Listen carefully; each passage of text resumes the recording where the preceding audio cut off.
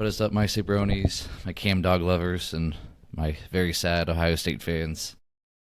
This is first edition of a very emergency pod. Hey, you gotta put your headphones in. The Sorry. echo's gonna go crazy. Hey man, my in ears aren't working. Nothing about you works half the time, but well, that was disappointing. That was sad. That sucked. That was not the game that I expected to have. Real quick before we get into it, just some real things that happened is that we're 0-3 on New Year's Eve playoff games. 31-0 loss to Clemson in 16, and then to Georgia a few years ago as the clock struck midnight. 0-5 for the teams that got the bye in the last 2 years of the playoffs. We'll see how that happens tomorrow with Texas Tech, Indiana, and Georgia. And honestly, at this point in time, I hope that all three of those teams with the bye lose, because that's how change happens, is with 2 years in a row when every team with a bye. Because I thought last year it was kind of fluky. I thought last year all four teams just lost to a team that's better than them. Oregon obviously got unlucky by playing Ohio State. Texas was better than Arizona State. Penn State was better than Boise State. Notre Dame beat Georgia, that was very hurt, depleted. And so I thought last year was kind of fluky. But if it happens this year, 2 years in a row, I honestly hope it happens tomorrow. I hope that Indiana, Georgia, and Texas Tech all lose. All four teams with a bye Even would if, lose. even if one or two of them. Especially like at this point, Indiana's the team I want to see win the most. But I mean, only because I like Am I Cincinnati. still echoey? No, it's good. Yeah. It was me who was echoing. I heard myself through Oh, you. okay. And here's the thing, honestly. So how does something? What do they do on this? I mean, I don't want 16 teams in the play, or that's just bleh, No, you just But I started would. earlier. Like Ohio State, the fact that Ohio State played August 3rd or 2nd or whatever, and then plays again 28 days later, and Miami's coming off a week and a half break. Like, it's not a true bye. A bye week means you have 1 week off, not 3 weeks off. Like, Yeah. it's not good. It is what it is. Like, it's not unfair. Miami was going to beat us regardless of it, but it's a way for change to happen, because we had such a slow start of the first half, and it's a testament to a lot of things. You didn't like the Ryan Day play calling. I didn't think the play calling was that much of an issue. I thought it was the O line the first half. The It was O-line was the bad. first half versus Indiana too, and we all knew when Fielding went out there right before halftime that they weren't going to make it. I was not expecting him to make it, to be honest. I was expecting him to miss it, and he did. It's one of those that have lower expectations. But, yeah, the O-line, you can see where blocking really hurt Ohio State. It wasn't so much Miami's scheme. I mean, they had a couple times where they did stunts, and the offensive lineman just stood there like who you blocking?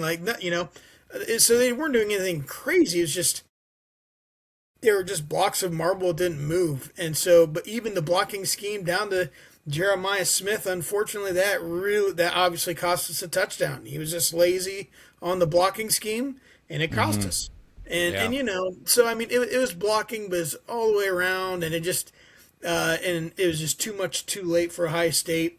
I I still didn't like the play calling the first half. I thought it was bad. But I told you, and all the Miami fans out there, remember I did say, I said, this is shaping up exactly like it was in '02. An unbelievably talented one team, and the other team has something to prove, and they showed that grit. And so you got to give it to Miami, man. I don't think they're the better team at all. No way. But they're the better team today, and They that's all that wanted matters. they wanted more. Their D line was insane. Their D line was really, really good, and their linebackers tackled the space really well. Bo Jackson did not have any big long runs, and they had long runs, especially on that last drive, because Yeah. our linebackers, I think, tackled well. Caleb Downs tackled. Jermaine Matthews versus Indiana, and today there was just like, first off, why are we playing such deep zone? Why is he 10 yards Yes. off so much and just Yeah. going to the easy stuff? They let Carson Beck just like he played well. Like he was a game Yeah. manager, like you said he was going to be, and he did a really good job of just taking what was there, not making stupid plays. Part of it's luck. Like the second fumble that they had, he fumbled it and it went right back to him. And that's just Yeah. that is lucky. That grass. I mean, when those balls pop up, they just pop right up back up to you. They got I very knew lucky we with I knew that. we were in trouble though on the first fumble. We got them to fumble on around the 30. Remember they were moving the ball down the field in that early in the game. We got them to fumble, and we just We didn't do anything with the ball. And I knew at that point, and that's the thing with the Ryan Day play calling. I'm like, and I knew we didn't do anything with that, and I thought this is going to be a long night. It was at that point I knew we're going to be in trouble, and we were. So Yeah. No, it's but definitely it definitely so stinks. I really wanted to see back to back, and I really wanted to see Indiana again. I don't think we were going to get past Georgia anyway at this point after watching tonight, but to win a playoff game would have been cool. Obviously, we're very spoiled with having it last year, but so what's the solution to this? Like the first round bye and getting like. Do you say? Is it something where now you say, okay, we're gonna have 12 teams, but we're gonna ask the top four seeds, hey, do you want to buy or do you want to play? no, And I let think them have the choice. I think a true bye helps out. And like if you play your Big Ten championship, like Ohio State, Indiana both play Big Ten championship, so they play an extra game where both actually Georgia and Texas Tech did too. So if you start the next week, and this is where Army Navy cannot have all day Saturday the next week by themselves anymore.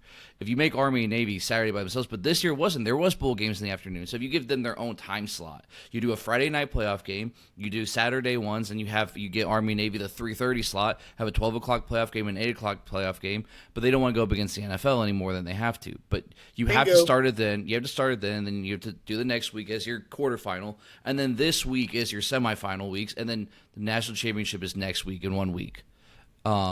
There's solutions to it, but they don't want to do it. And the bowl games don't want, like the Rose Bowl doesn't want to have their quarterfinal game December 20th. But they're Correct. just because it's selfish. But it's the money's too big for all those corporations, all the big people right there, and so that's the solution. Hey, I started my apologies to all the Miami fans. I'll get to all of you eventually. I promise. There was a good amount of them. I apologize, but As you remember, I'm just glad you didn't agree to do the 5-layer burrito apology. Somebody commented it. Yeah, somebody commented it, and I said no. My boy Blake Newell. Blake Newell's a Michigan fan. He wanted to see it. Not happening. But overall, though, the SEC has been underwhelming. The Big Ten, what you would call the blue blood Big Tens, have not had a good day today. Yeah. So I mean, the SEC just looked bad, but the blue bloods, Big Ten, have had a bad day today. Yeah, I don't know. I'm interested to see what happens tomorrow, but yeah, I just don't know what the solution is other than, if you remember, I talked about last time, or if it was the episode before, if you go to 16 teams and then you have like the first 2 rounds be home games, but they be the bowl games of something like that might be a fix. But yeah, I also think, and if you're going to do that, reseed it. Like you have your one play 16, 2 play 15, all those, and then if 16 wins, then that goes in place 2. Like you can reseed it so that the top teams always have the better. And a lot of it's matchup and doesn't matter because like obviously Ohio State last year, like the seeding, they weren't the 8th best team, but it was just the seeding, and they end up getting Oregon in the second round. It is what it is. But I think what you said earlier is right. You're never going to overcome the NFL once they start those Saturdays, and so you're just never going to be able to displace those games, and that's the problem. So unless you stack them with like the 12 o'clock and the 3:30, you could do 2. You could do a Friday night. You could do 2, and you can. I mean. But again, Army Navy feels entitled that they have to have the 3:30. I love Army Navy; it's a great rivalry. But like, what's bigger in the sport, the playoff or Army Navy, or move Army Navy to the championship week? Like, if Army and Navy don't make their conference championships, if they did, then I guess like you could move Army and Navy back 1 week. You could push it back, like, correctly, because in high school football all the time, like you find out who you're going to play after week 10, like the Saturday after week 10, you find out who you're going to play, and you get prepared for them in 1 week. This year, with the moving to 12, like the top 4 teams in each region had a bye, and you found out who you're going to play the winner of that week, and then you knew. You have 1 week to prepare and go. Yeah, and that's how football works. That's what a true bye week is, not 3.5 weeks off in between.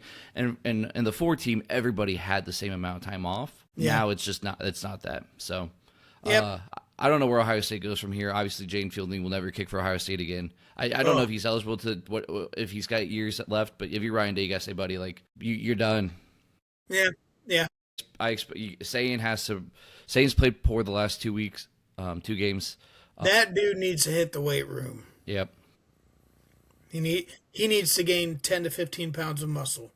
And hit the portal for the O-line. The O-line's got to get revamped. It's got to get fixed. But I expect offensively next year, like, yeah, you're going to lose Carnell. It stinks, but you got plenty of dudes. I'm not the biggest Innis guy, but it cannot just be Jeremiah Smith is open somewhere. The scheme has to allow Jeremiah Smith to be open somewhere. So, yeah, we'll see what develops with the changes coming in the offseason and everything else. But yeah, so who's your team moving forward? I don't know. Oregon, Indiana, Big Ten team. I don't really want to see. I hate seeing other teams now Ohio State win it. I would never root for Michigan, but the other two I'll root for to represent the Big Ten. If not, then Texas Tech. Texas Tech would be cool to see. I just don't think they could get it done. Someone different. I don't think anybody's beating Georgia though. I think Georgia's my pick to win it all now. I'm pretty confident in Georgia. So, I had one more thing, but you made me lose track of it. If Nick Saban many years ago when Lane Kiffin was the OC and Lane Kiffin took the FAU job, he told Lane like, just be done. Like before the national championship, just go be done. Like I think Lane coached a semifinal game. He said be done. I think if you're Ryan Day, the next time this happens, if your OC does take a job, just be done. And I love it's nothing against Brian Hartline. I think we're all grateful for Brian Hartline as a player, as a coach. He's done a lot of really good. It was probably more distraction than there was good for it, and I'm happy for Hartline. If we would have won a championship, he deserves all the credit for the regular season. But there's just too much now with everything that it's just not worth it anymore. And I agree. It's not a knock on him. It's for the best. I think it's a distraction, and not a nefarious distraction. It's just a distraction. Just part of college football. So until the schedule changes. All right, everybody. Well, I'm going to now write down Sabo's address. I'm going to put on the screen so you can go find him. You don't know my address. He also works. No, never mind. You know. No, Miami fans, be nice. I'm working on my apologies. I'm working on it. I know, and it's you better get used to eating that crow. At least I was honest enough to say I don't. And this, like I said, if you remember in the last podcast, I did not. For the podcast, or I saw it online, and I think you liked it, and you were like, oh, Jeremiah Smith spouting off, well, we got something special for him. I'm like, dude, just shut up and go play on the field. That stuff rarely ends well. Joe Namath pulled it off, and he's legendary because it never works out for you. So, so I think it's one of those things where players learn, and they learn some stuff from that, and I'm to sign us off tonight, Sabo. In all the years I've played ball, I had an older, wiser man tell me. I learned a lot about umpiring and everything from him. He said, Scott, there's two kinds of teams. There's those that are humble, and those about to be humbled. Really simple. And so we got humbled tonight. That's the way it goes. And you just ended with a sour note.